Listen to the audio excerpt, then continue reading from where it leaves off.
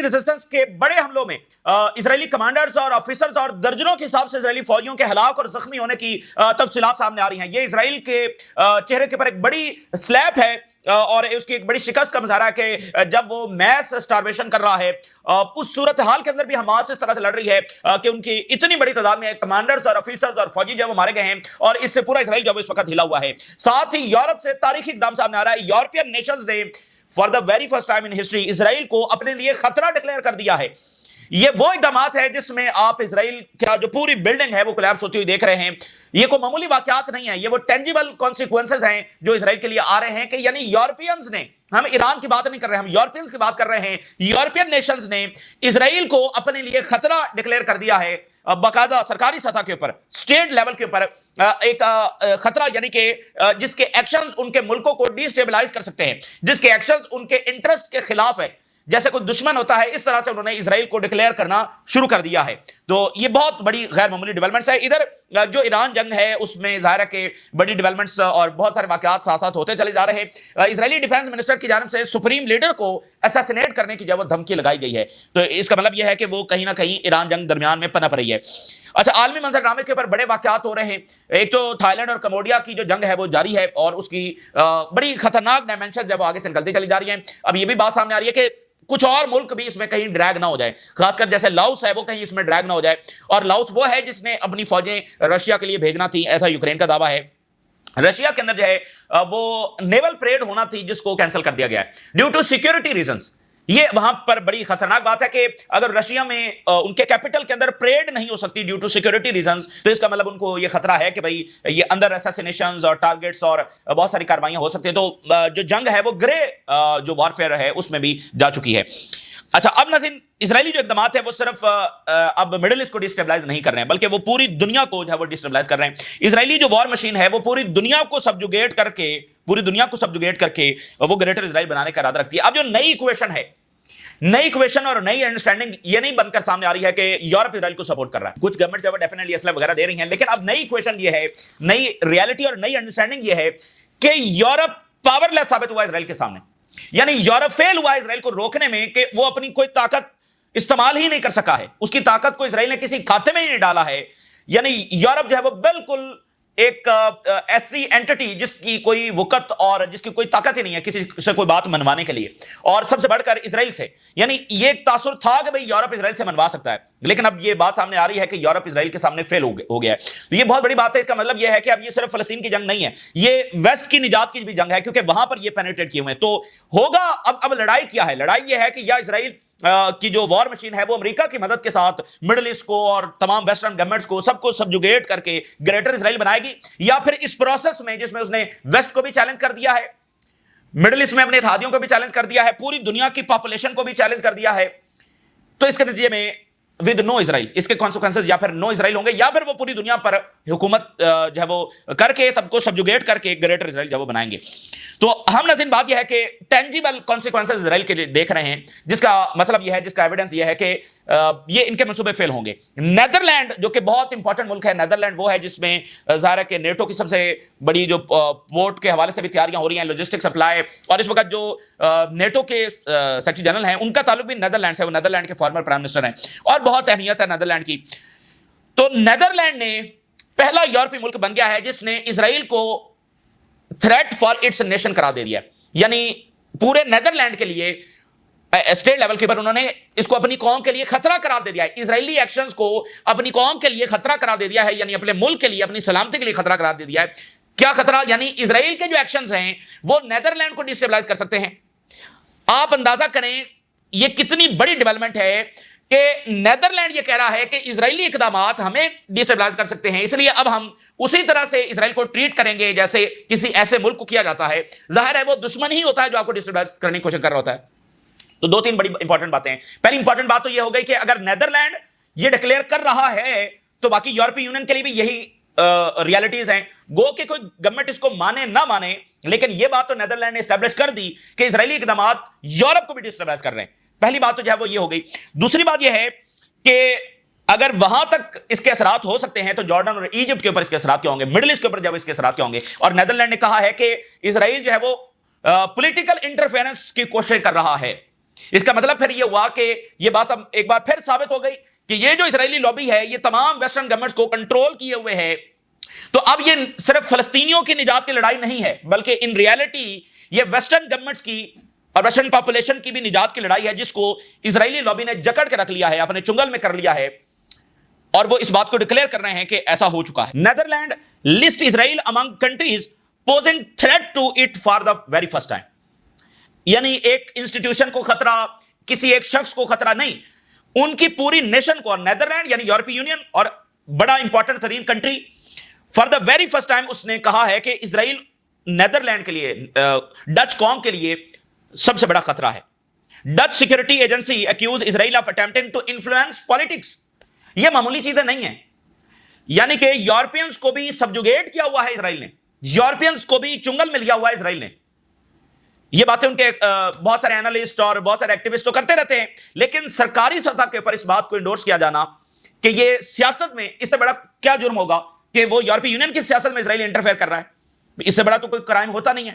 Public opinion through ڈس information, اور public opinion جو Netherland کی ہے اس کو انفلوئنس کرنے کی کوشش کر رہا ہے تھرو ڈس انفارمیشن پھیلا کر, raising concerns of pressure on the international justice institution. اور ساتھ انہوں نے کہا کہ جو دھمکیاں دی جا رہی ہیں عالمی عدالت کو, انٹرنیشنل جسٹس انسٹیٹیوشنز کو, یہ بہت زیادہ ہم اس پر تشویش کا اظہار کر رہے ہیں. اور Israel listed for the first time on the list of the countries posing a threat to the nation. ایک حکومت کا یا ریاست کی مشینری کا کیا کام ہوتا ہے؟ اپنی پوری نیشن کو, اس کی سلامتی کا خیال کرنا. تو نیدرلینڈ نے سرکاری سطح پر اسرائیل کو اپنی نیشن کے لیے, ڈچ قوم کے لیے خطرہ قرار دے دیا ہے. Netherlands designate Israel a threat for the first time. The agency also raised concerns over threats from Israel and the US toward the ICC. دیکھیں یہ جو عالمی عدالت کا فیصلہ ہے یہ لٹکتی تلوار ہے ویسٹرن گورنمنٹس کے اوپر, اور عالمی عدالت بار بار اس پر پریشرائز, سینکشنز, دھمکیاں, وہ اپنے فیصلے سے پیچھے نہیں ہٹے ہیں. یہ فیصلہ ایک نہ ایک دن امپلیمنٹ ہو کر رہے گا, ٹھیک ہے نا. عالمی عدالت سے پیچھے نہیں ہٹ رہی اور اسرائیل بار بار اس کو سسپینڈ کروانے کی کوشش کر رہا ہے. تو جو یہ گورنمنٹس ان کے انفلوئنس سے نجات حاصل کرتی چلی جائیں گی تو اگلا پریشر اسرائیل کی اکاؤنٹیبلٹی کا آئے گا. تو یہ ایک ٹینجیبل کانسیکوینسز ہے اسرائیل کا, یہ اس کا انجام ہے کہ ویسٹ نے بھی اپنی نجات کی لڑائی شروع کر دی ہے کہ ہماری گورنمنٹس میں اور ہمارے ملکوں کو ڈسٹیبلائز کرنے میں اسرائیل کا کردار ہے. یہ میرے نزدیک one of the very turning point یہ اقدام ہے. اور جیسے فرانس نے تسلیم کیا, جیسے بڑے واقعات ہو رہے ہیں, تو یہ one of the turning point, یعنی یورپ کی تاریخ میں وہ فیصلہ, یعنی پروٹیسٹ ہو رہے ہیں, سارا کچھ ہو رہا ہے, وہ بڑے ڈیولپمنٹس ہیں, لیکن یہ وہ ڈیولپمنٹ ہے جو تاریخ میں پہلی بار ہوئی, یعنی ایک نیا چیپٹر جو ہے وہ تاریخ میں اس سے کھل گیا. ساتھ ہی ٹیلی گراف نے رپورٹ دے دی ہے, اور ٹیلی گراف کہہ رہا ہے کہ یہ تو صرف پولیٹیکل پرپسز کے لیے ہے اور اسرائیل کو اس میں سے گولز اچیو نہیں کر سکے گا. Netanyahu needs the war to continue to maintain the authority. جو نیو یارک ٹائم نے رپورٹ دی تھی کہ یہ صرف پرولونگ کر رہا ہے وار کو اپنے سیاسی مقاصد کے لیے اور اقتدار میں رہنے کے لیے, ٹیلی گراف نے وہی رپورٹ جاری کر دی ہے.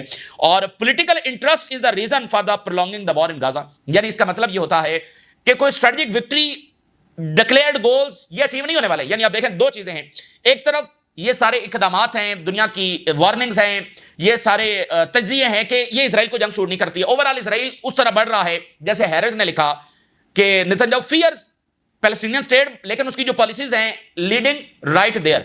یعنی دو چیزیں ہیں نا, ایک طرف یہ ہے دنیا کی کنڈیمنیشنز, دنیا کے ڈفرنٹ اقدامات, دنیا کا انالیسس کہ یہ اسرائیل تباہی کی طرف جا رہا ہے. دوسری طرف کیا ہے کہ اسرائیل تو ظلم کرتا چلا جا رہا ہے اور بڑے کانفیڈنس کے ساتھ اور بڑی امپیونٹی کے ساتھ وہاں پر جبر کرتا چلا جا رہا ہے اور گریٹر اسرائیل بنانے کی جو وہ باتیں کر رہا ہے. تو یہ بات کہ وہ پرولونگ کر رہا ہے صرف پولیٹیکل ریزنز کے لیے, یہ اس بات کو درست ثابت کرتا ہے کہ اسرائیل تباہی کی طرف جا رہا ہے. یعنی وہ گراؤنڈ ریالٹیز کو دیکھے بغیر بس اپنے اقتدار کے لیے. There is no longer any need to continue operations in Gaza. یہ اسرائیل کا جو former head of the strategic planning ہے وہ یہ کہہ رہا ہے, ٹیلی گراف نے اس کو کوٹ کیا کہ کوئی ضرورت ہی نہیں ہے کسی صورت کے ہم غزہ کے اندر رہیں, لیکن نیتن یاہو صرف اپنے اقتدار میں رہنے کے لیے. اور اسرائیلی اپوزیشن بھی کہہ چکی ہے کہ یہ الیکشنز تک جو ہے وہ پرولونگ کرنا چاہتا ہے. اب ذرا جرمنی سے کیا اسٹیٹمنٹ آ رہی ہے.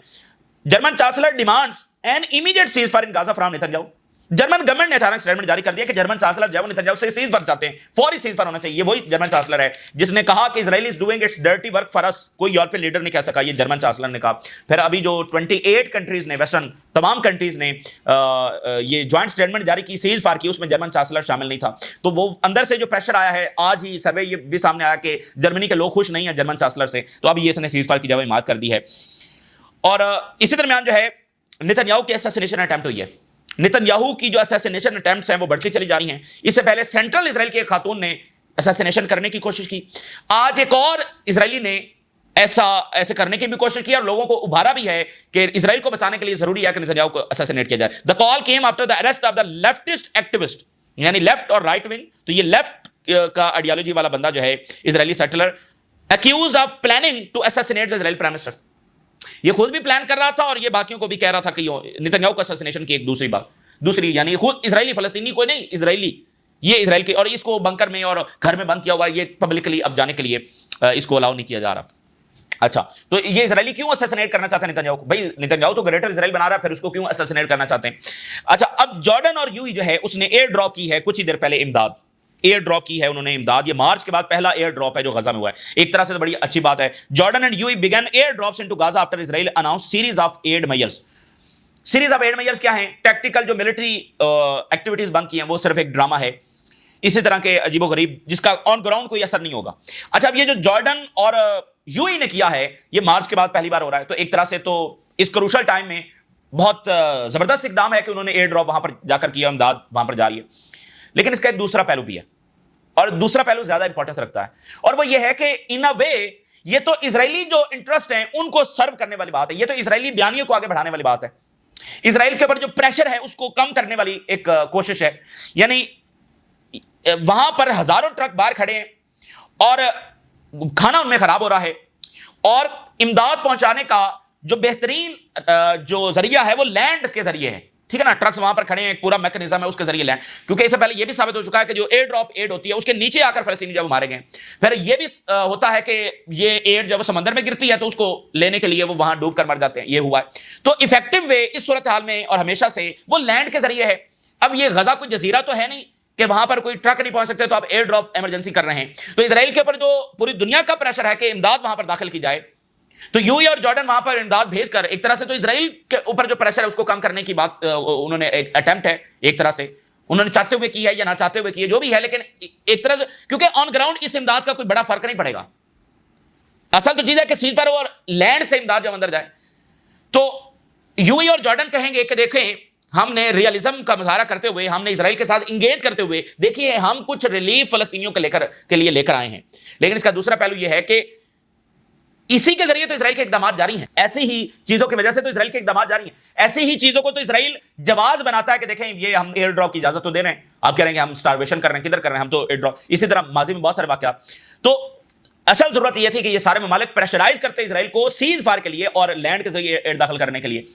تو ایک نظریے سے تو وہ کہیں گے کہ بڑا اچھا ہے کہ ٹھیک ہے کچھ نہ کچھ امداد تو گئی ہے, لیکن ان ریالٹی تو آپ ان کی ہیجمنی کو تسلیم کر رہے ہیں, ان کو مزید موقع دے رہے ہیں کہ وہ آپ ایئر ڈراپ کر رہے ہیں, وہ بھی وہ دو ممالک, کیونکہ جارڈن نے ایرانی میزائل گرائے ہیں اور یوئی کے ظاہر ہے کہ اپنے معاملات ہیں اسرائیل کے ساتھ. تو اب ناظرین فلسطینی ریزسٹنس نے حملے کیے ہیں, ایک تو رفح میں بڑے اٹیکس کیے ہیں اور دوسرا خان یونس کے اندر بڑے اٹیکس کیے ہیں, اور اس نے اسرائیل کو ہلا کے رکھ دیا ہے. بین گور نے بھی اسٹیٹمنٹ جاری کر کے کہا ہے کہ ویری پینفل, کمانڈرز آفیسرز اور فوجی جب وہاں پر مارے گئے ہیں زخمی ہوئے.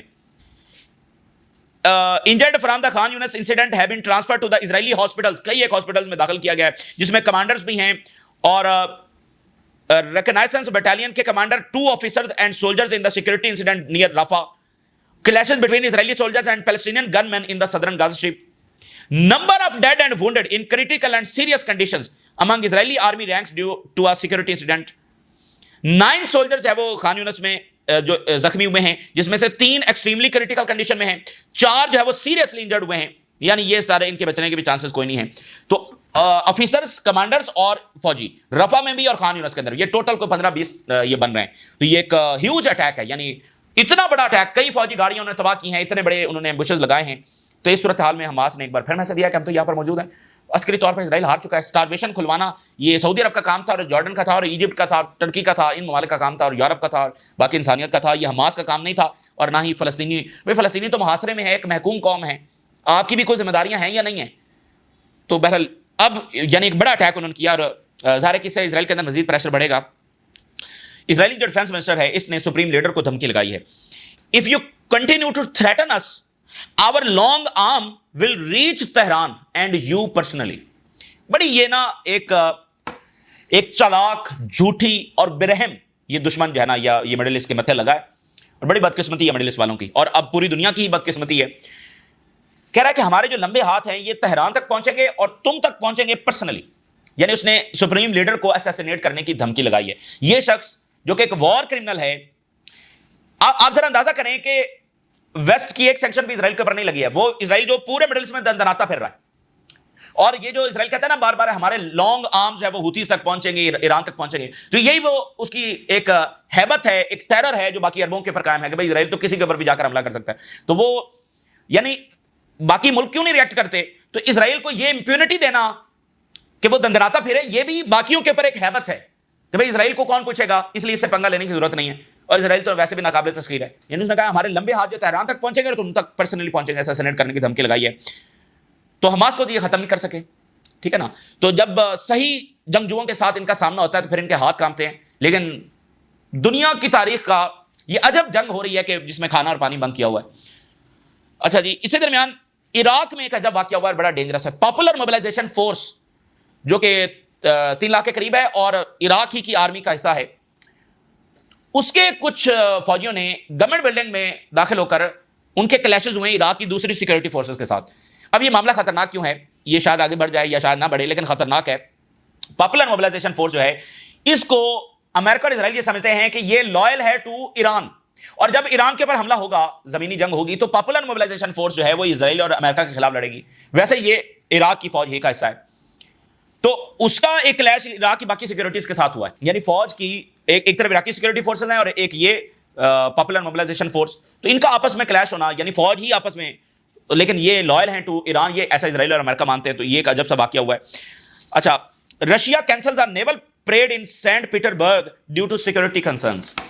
بہت بڑا کنسرن ہے کہ اگر رشیا نیول پریڈ نہیں کر پا رہا, پچھلے دنوں رشیا کے ایک نیول کمانڈر وہاں پر اسیسینیٹ ہوئے ہیں. اب یہ سینٹ پیٹربرگ کے اندر یہ نیول پریڈ نہیں کر پا رہے ہیں, تو اس کا مطلب کہ شدید ترین یہ کنسرن ہے کہ اب ماسکو کے اندر حملے, اسیسینیشنز, ٹارگٹ کلنگز, بہت سارے واقعات, ڈفرنٹ کاروائیاں جیسے وہ ان کی بیسز کے اوپر ہوئی تھیں, اور جرمنی یوکرین کو کہہ رہا ہے کہ ایئر فیلڈز کے اوپر اٹیک کیا جائے, ایئر بیسز کے اوپر اٹیک کیا جائے.